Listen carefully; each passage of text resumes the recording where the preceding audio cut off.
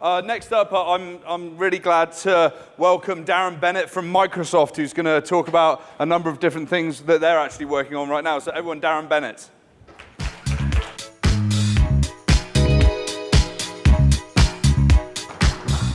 Hi, everybody. Show of hands, how many of you are visiting from out of town? Awesome. And how many of you are attending as holographic projections of yourself today? Quite a few of you, awesome. So I'm excited to be in a room with a bunch of futurists and pioneers. You know, I've been, oh, my font's different. That's surprising. I've been at Microsoft for 10 years now, trying to make the far future become the near future. And in that time, you know, I've learned a bunch of things, made a bunch of mistakes, did some good things, and I wanted to share with you a little bit about my journey and a little bit about, you know, the state of things now and maybe where I see things could go. So, mixed reality, you know, that's what we call it at Microsoft. It's kind of like the range of things. You hear XR, other things. I just want to give you a little bit of my terminology to kind of get us on the same page. So on the left there, you know, we talk about real. Like that's real, bare eyes, looking at the world, kind of ingesting things as we've done our whole lives. And then over on the far end is virtual reality, where we're, you know, totally immersed in another place and wearing our haptic undies and doing our thing. And then in the middle, you know, there's other things. You know, there's HoloLens, where HoloLens will kind of like put digital things into your space, lock them in the world, you can move around them, and it kind of is changing the world that you're in. You can see through these things into the real world. Then you have things like phone AR and other things like pass-through displays that are coming, and all of those are just like on this spectrum of right now they're kind of individual devices. You know, eventually, hopefully it'll be, you know, a contact lens or a chip in your neck or something to give you that full range of stuff. And the kind of idea of my talk today is about how, you know, it's pretty obvious in HoloLens when you kind of put something in context that you're kind of adding value to the real world. And the kind of thought exercise today is about virtual reality and, you know, how does that accrue value back to the real world? When I first started at Microsoft, you know, about 10 years ago, this technology kind of fell into our laps in our group, early prototype of a depth sensing camera, and we were asked to go and try to make something of it. And so we cobbled together some games and some other kind of like activities and stuff with it, and it got people excited to try the technology internally. And eventually my team morphed to kind of make the pack-in title KINECT, and we were really excited about this new technology, right? It was getting people together, it was this natural input, there was no wires, no controllers, and we were so excited about it. And you know, it did get people jumping around and having fun in their living rooms, and you know, overall, like we kind of achieved the experience that we wanted to achieve. And there's lots of videos out this, if you look at YouTube, of people using KINECT in the early days, having a kind of like real blast using it. And so we were kind of like on top of the world. Our sales out of the gate were like record-breaking sales of KINECT, and that was like really exciting. And you know, I'm still really proud of that whole initiative that we started. But you know, as time went on, you know, the KINECT kind of enthusiasm and usage kind of like dwindled.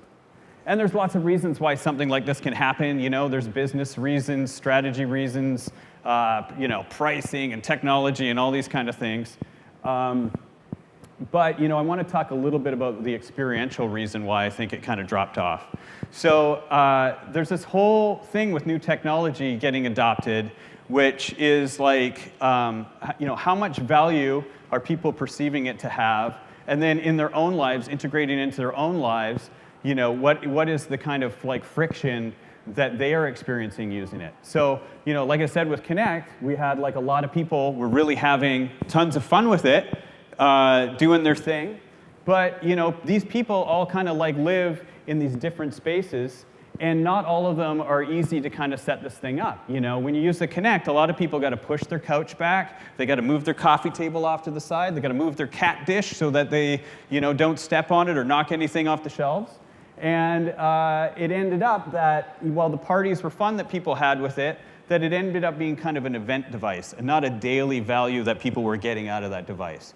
And so, it's just, I look at it in relationship to where we're at with all of this kind of mixed reality technology, and I think it's something that we got to keep a close eye on. I went over to my friend Andy Klein's house, and he was going to show me his VR setup that he has there. And you'll notice the first thing that he's doing is he's moving that coffee table out of the way. And the cat dish, actually. And then he's got his sensors set up. He pulls all of the devices and controllers and keyboards out of the drawer.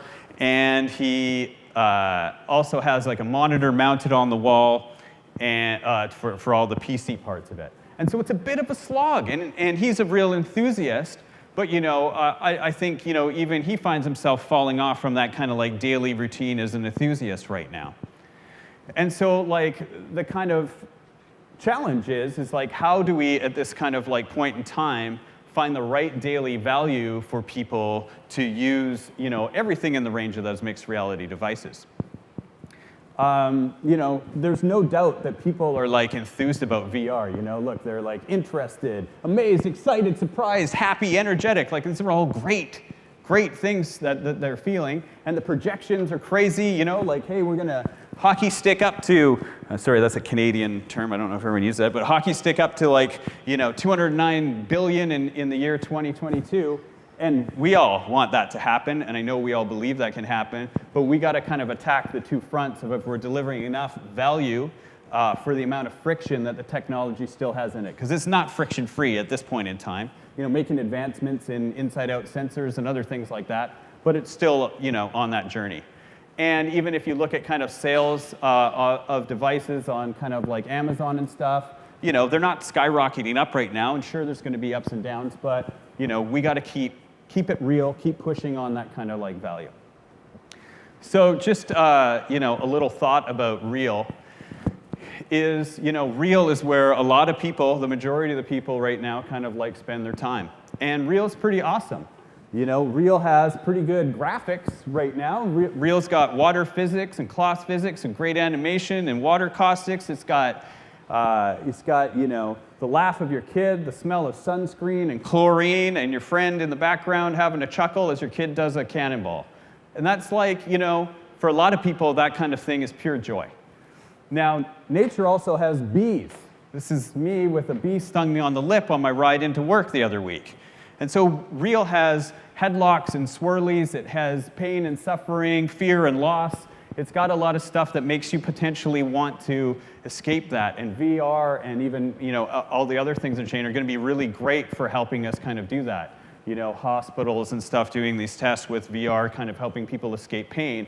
It's amazing stuff. It's going to be a real big thing with VR. I want to kind of look at maybe some of the other cool things with VR, and I'm really encouraged, like looking out here at everyone's booth about how many people are finding a lot of great uses for it. HoloLens, when we launched, a lot of our portfolio was actually games. And this is a picture of my kid playing Robo-Raid for the first time. And he's having a blast. He's running around. He's hiding behind furniture. Really good time. But I'm not necessarily going out to buy the HoloLens dev kit for my kid just to kind of play games on every day, right?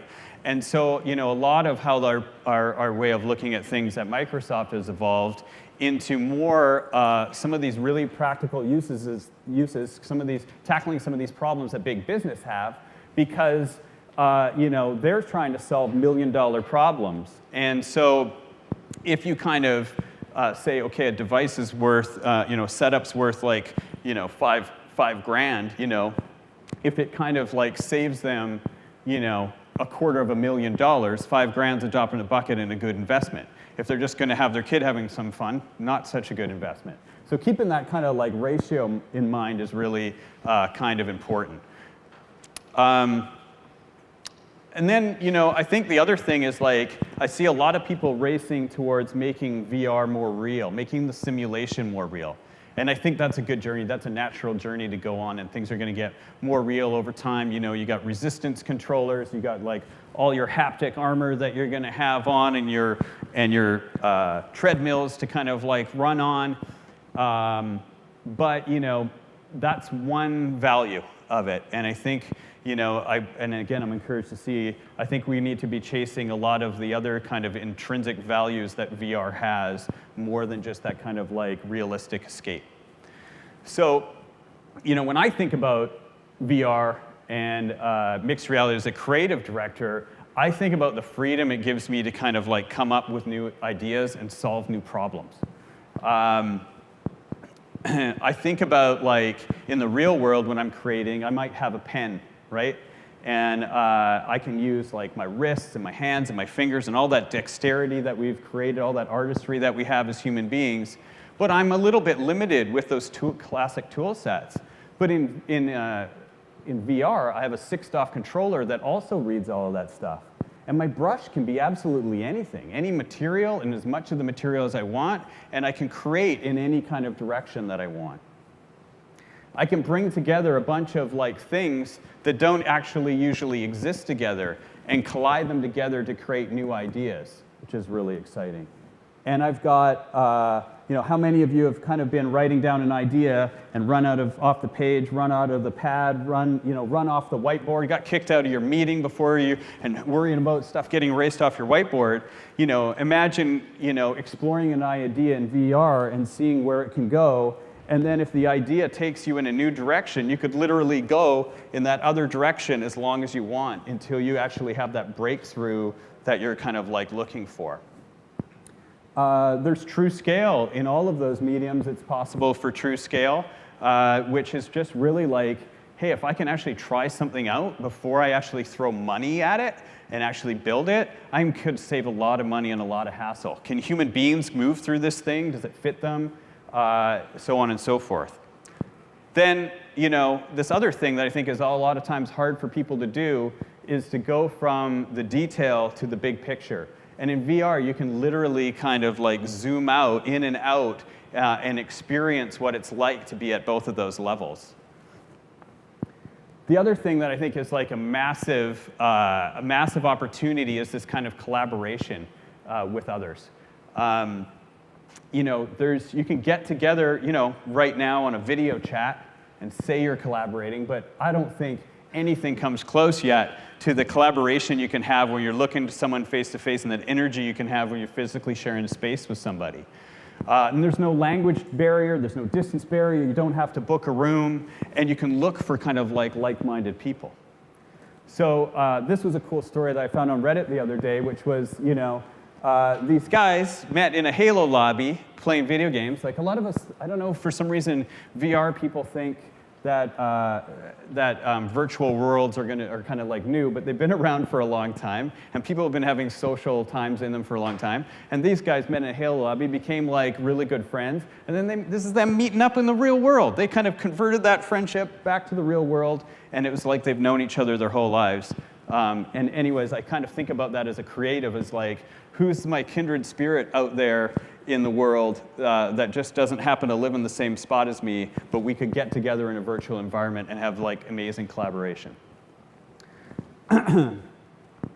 This is another story about a guy who was he's riding his motorbike, having a hard time getting enough air in his jacket, so he went on his computer, he designed this little ventilation system, and he clips it, 3D prints it out and clips it into his thing. So he had this idea, he made a solution, and he brought it back to the real world in like, I don't know, was that hours or days? But I'm really interested in like, for all the creative tools that are already kind of emerging in VR and how like 3D printing has come about, is like how fast can we get that conversion from imagination to kind of like a physical realization of the idea? This is a video that I worked on with some friends of in Microsoft a couple of years ago. Some of you might have seen it online. But the idea here is that this group of coworkers were stuck. They couldn't come up with an idea. They couldn't crack the problem. So they all meet up in this virtual space where they can be inspired and kind of like collaborate.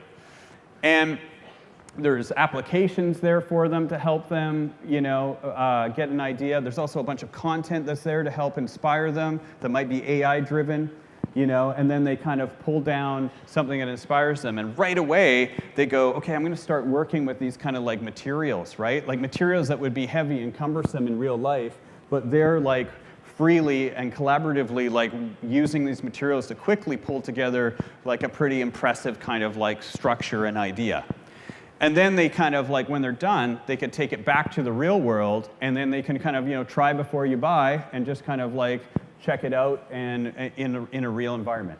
And then the story here is that the big bad boss comes in, is impressed, and hands him a briefcase of money to make it real.